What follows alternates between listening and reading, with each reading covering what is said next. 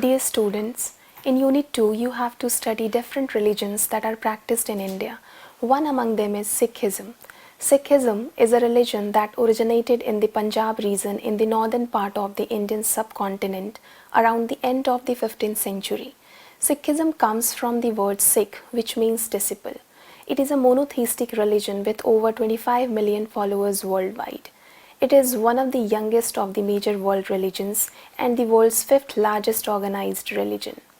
The fundamental beliefs of Sikhism, articulated in the sacred scripture Guru Granth Sahib, include faith and meditation in the name of the one Creator, divine unity and equality of all humankind, engaging in selfless service, striving for justice for the benefit and prosperity of all, and honest conduct and livelihood while living a householder's life.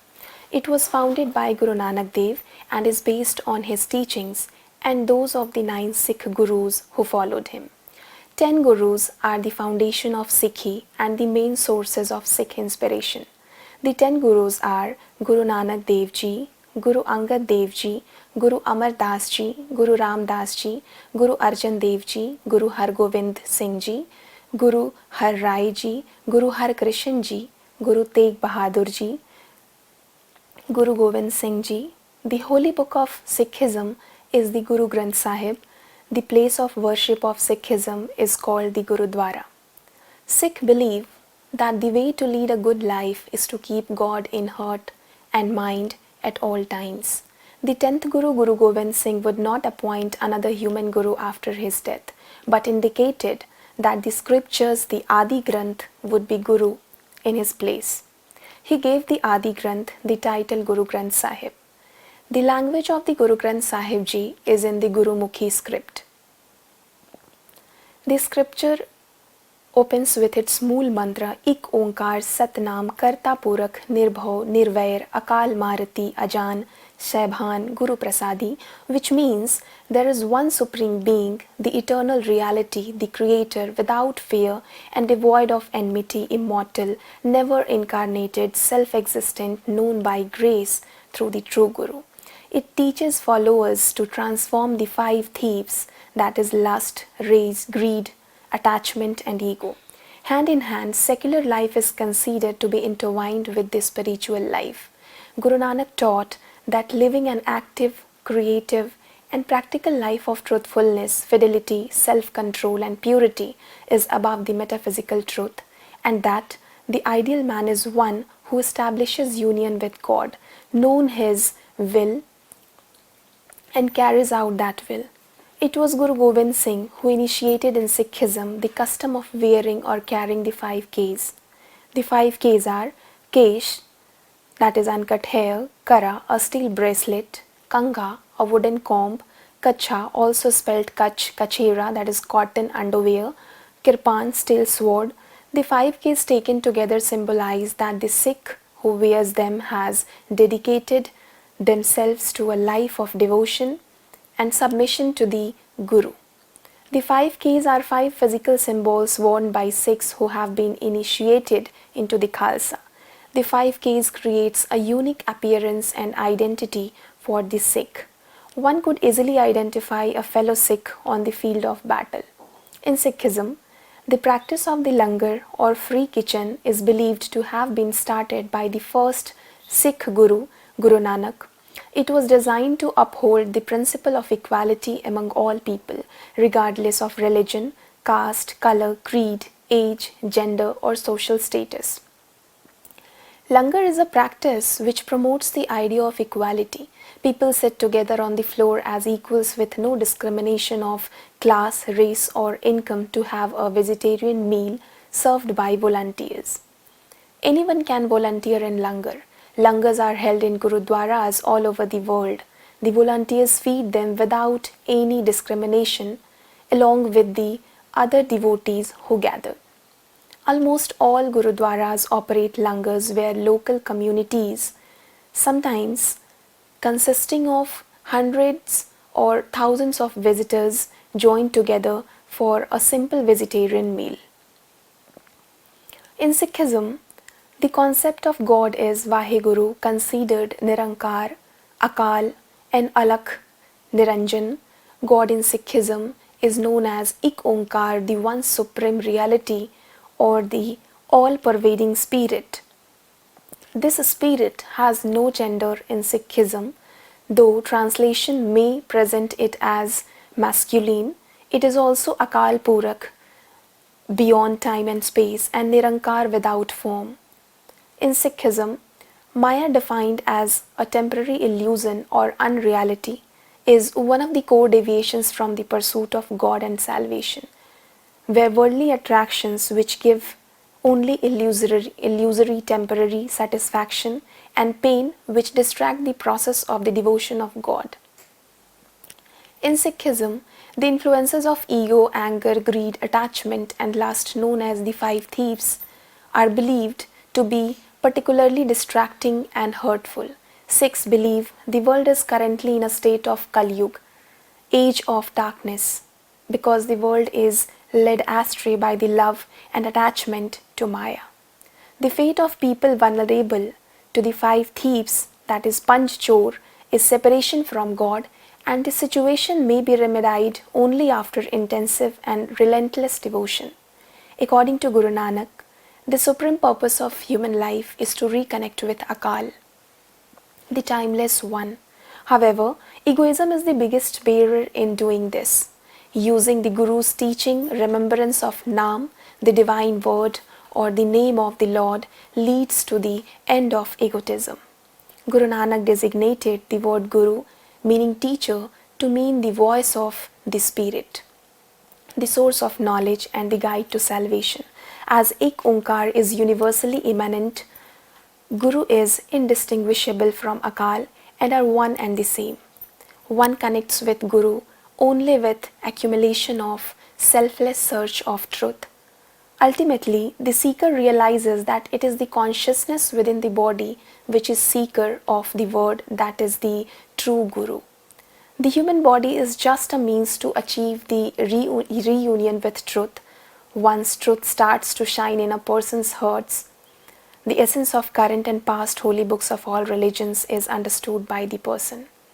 Concept of liberation in Sikhism, Guru Nanak's teaching are founded not on a final destination of heaven or hell, but on a spiritual union with the Akal, which results in salvation or Jivan Mukti. A concept also found in Hinduism. Guru Gobind Singh makes it clear that human birth is obtained with great fortune, therefore, one need to be able to make the most of this life. Sikhs believe in reincarnation and karma concepts found in Buddhism, Hinduism, and Jainism. However, in Sikhism, both karma and liberation is modified by the concept of God's grace, that is, Nadar, Meher, Kripa, Karam, etc. Guru Nanak states, the body takes birth because of karma, but salvation is attained through grace. To get closer to God, Sikhs avoid the evils of Maya, keep the everlasting truth in mind, practice Shabad Kirtan, meditate on Naam, and serve humanity. Sikhs believe that being in the company of the Satsang or Sad Sangat is one of the key ways to achieve liberation from the cycles of reincarnation. Salient features of Sikhism is strictly a monotheistic religion. Its monotheism might have been strengthened by the Islamic influence upon it, but it is primarily an outcome of the personal experiences of the Sikh gurus. The oneness of God is emphasized by all of them with one voice. The one and only one Supreme God is regarded as creator, sustainer, and destroyer of the world. Creation is neither ex nihilo nor from materials lying outside God. It is the result of divine self-revelation. God has revealed or manifested himself in the form of the world. But his being is not exhausted in this world alone. He goes beyond it. God is thus both immanent and transcendent. As the inner dweller of the world, he is immanent, but as eternally existing from before creation and as creator of the world, he is also transcendent to it. He is also transcendent in the sense of being incomprehensible. creation is fully real. Because God is real and the world is the expression of God, so it is also fully real. Moreover, Sikhism doesn't take this world as a place from where one should always try to escape. On the other hand, according to it, it is a place where one should actively engage in righteous actions. The worldly life gives us an opportunity to perform righteous actions. Sikhism believes in the greatness of man in his true nature. He has a divine element in him in the form of his Atman. But man, as he actually stands in the world, is a degenerate man involved in various evil passions. Sikhism also believes in the possibility of salvation. Negatively, salvation means freedom from the cycle of birth and death, and positively, it means reunion with God. Among other things, performance of righteous actions, Nam Simran, means repeating the name of God, bhajan and kirtan, etc., are taken as means to liberation. In spite of all efforts, liberation is not possible without God's grace and the helping hand of a guru. The importance of guru as a spiritual guide is much emphasized in Sikhism. As a religious discipline, Sikhism much emphasizes the inner purity of mind and heart and denounces all sorts of externalism. The Guru Granth Sahib is written entirely in poetry and it includes the hymns of many non-Sikh saints from diverse religious traditions including Hinduism, Islam and Sufism. Sikhs believe they have a duty to help the poor and the oppressed. Sharing with the needy was one of the three principles taught by Guru Nanak through generosity, humility and self-reliance. The Sikh religion rejects all rituals and routine practices like fasting and pilgrimage, austerities, etc. The goal of human life to merge with God is accomplished by following the teachings of the Guru by meditation on the holy name and performance of acts of service and charity. Sikhism believes that it is immoral to show distinction or rank because of race, class or gender. Universality and equality are among the most important pillars of the Sikh faith. Sikhism emphasizes Bhakti Marg or the path of devotion. It does, however, recognizes the limited value of Gyan Marg, that is path of knowledge, and Karm Marg, that is path of action. It also lays stress on the need for earning God's grace in order to reach the spiritual goal. Sikhism doesn't believe in Avatarvad, that God takes a human form. It does not attach any value to gods and goddesses and other deities.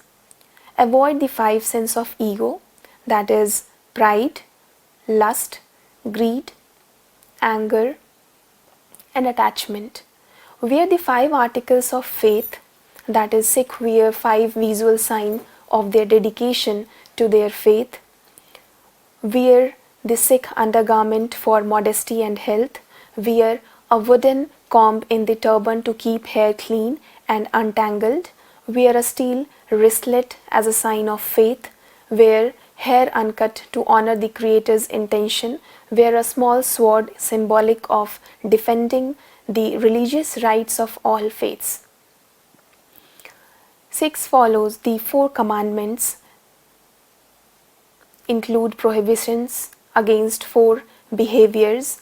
Do not dishonor the Creator's intention by cutting the hair. Do not harm the body with tobacco or other intoxicants. Do not eat sacrificial meat. Do not commit adultery. Keep the code of honor. Sikh carefully live according to specific individual and communal standards, both ethical and spiritual. They are encouraged to forsake worldly worries to abide by the Guru's teachings and practice daily worship. Sikh festival events. Vaisakhi is one of the most important festival of Sikhs, while other significant festivals commemorate the birth, lives of the Gurus and the Sikh martyrs. Historically, these festivals have been based on the moon calendar, Bikrami calendar. In 2003, the SGPC, the Sikh organization in charge of upkeep of the historical Gurudwaras of Punjab, adopted Nana Shahi calendar. The new calendar is highly controversial among Sikhs and is not universally accepted. Sikh festivals include the following. Vaisakhi, which includes parades and Nagar Kirtan, occurs on 13th or 14th April. Sikh celebrate it because on this day, which fell on 30 March 1699, the 10th Guru, Guru Gobind Singh, inaugurated the Khalsa, the 11th body of Guru Granth Sahib and the leader of Sikh till eternity. Nagar Kirtan involves the processional singing of holy hymns throughout a community. While practiced at any time, it is customary in the month of Vaisakhi. Next, Bandh Chor Divas has been another important Sikh festival in its history. In recent years, instead of Diwali, the post-2003 calendar released by SGPC has named it the Bandi Chor Divas. Sikhs celebrate Guru Hargobind Singh release from the Gwalior fort with several innocent Raja kings who were also imprisoned by Mughal Emperor Jahangir in 1619. This day continues to be commemorated on the same day of Hindu festival of Diwali with lights, fireworks and festivities. Next one is Hola Mohalla. Hola Mohalla is a tradition started by Guru Gobind Singh. It starts the day after Sikhs celebrate Holi, sometimes referred to as Hola. Guru Gobind Singh modified Holi with a 3-day Hola Mohalla extension festival of martial arts. The extension started the day after the Holi festival in Anandpur Sahib, where Sikh soldiers would train in mock battles, compete in horsemanship, athletics, archery, and military exercises. Guru Parbs are celebrations or commemorations based on the lives of the Sikh Gurus. They tend to be either birthdays or celebrations of Sikh martyrdom. All 10 Gurus have Guru Parbs on the Nanak Shahi calendar, but it is Guru Nanak and Guru Gobind Singh Ji who have a Guru Parb that is widely celebrated in Gurudwaras and Sikh homes. The martyrdoms are also known as Shahidi Guru Parbs, which mark the martyrdom anniversary of Guru Arjan and Guru Tegh Bahadur. Now, sects of Sikhism. Sikhism is a relatively new religion and it has not given rise to so many sects which differ from one another on certain basic religious points. For example, Namdharis, Akalis, Nirankaris and Nanak Panthis. The Namdharis are the Puritans among the Sikhs. They emphasize utmost purity and cleanliness and strictly observe such practices as abstaining from smoking, drinking, etc., and definitely taking perfect bath in the morning and observing other sacred rituals. The Akalis are basically the militant group within Sikhism. There is hardly any religious difference between them and the common stock. In modern India, Akalis are mainly recognized as forming a political group of Sikhs. The Nirankaris are a special group formed around one Guru Bachan Singh, who declared himself to be a Guru and the carrier of God's message. He was popularly known as Nirankari Baba. It will be remembered that 10th Guru, Guru Gobind Singh, declared himself to be the last Guru and ordered that after him only the Adi Granth or the Guru Granth Sahib will play the role of the Guru. There will be no Guru after him, and the Sikhs solemnly accept his declaration and order. So Sikhism doesn't believe in Avatarvad, that God takes a human form. It does not attach any value to gods and goddesses and other deities. Sikhism is a modern, logical and practical religion. It believes that normal family life, that is grihast, is no barrier to salvation, that it is possible to live detached in the midst of worldly ills and temptations. A devotee must live in the world and yet keep his head above the usual tensions and turmoils. He must be a soldier, scholar and saint for God. The Gurus believed that this life has a purpose and a goal. It offers an opportunity for self and God realization. Moreover, Man is responsible for his own actions. He cannot claim immunity from the results of his actions. He must therefore be very vigilant in what he does. Finally, the Sikh scripture, Guru Granth Sahib, is the perpetual Guru. This is the only religion which has given the holy book the status of religious preceptor. There is no place for a living human Guru, that is Dehdhari, in Sikh religion.